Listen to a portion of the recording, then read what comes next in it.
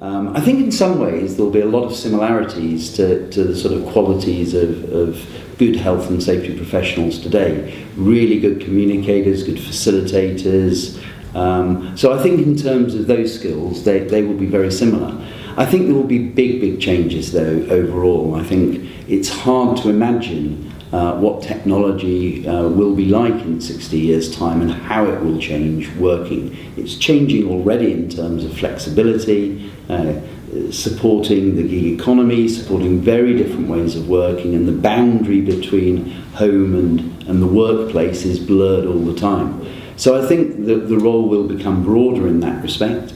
I think also if health and safety can really be embedded within the role of managers and within workers, it will become even more as a sort of specialist, sort of smaller team of advisors than the larger teams we see today. So I think there will be probably fewer health and safety professionals, but they will be acting in a more specialist advisory capacity.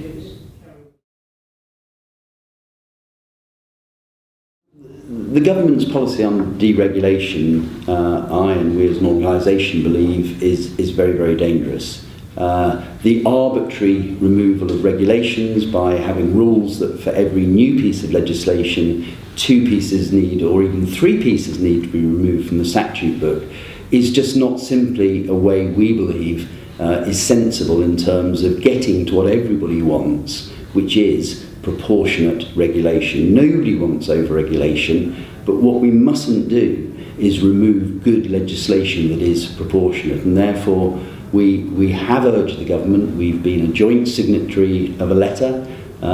It's come off the back of Grenfell, the disaster, the tragedy at Grenfell Tower, but it's equally applicable to moving forward with Brexit, that the arbitrary removal of regulation without a good evidence base, we believe, is very dangerous.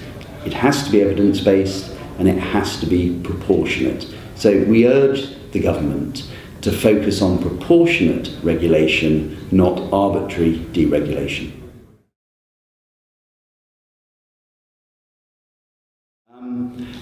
I think it's fair to say that we, 30 years ago, had a greater impact and had a greater level of influence than we do today, and that is for a whole host of reasons, not least because there are many more organisations today focused on health and safety in the UK than there were sort of 30, 60 years ago. I think over the next 60 years you will see the British Safety Council have a greater focus on health as opposed to primarily focusing historically on safety matters. So definite increase on health, particularly I think within that mental health. I think as everybody is realising the effect and the cost to business and the impact on people's health from a mental health as opposed to a physical health perspective. I think also, so in the future, I think looking at those areas and probably looking more internationally, we will increase the impact again.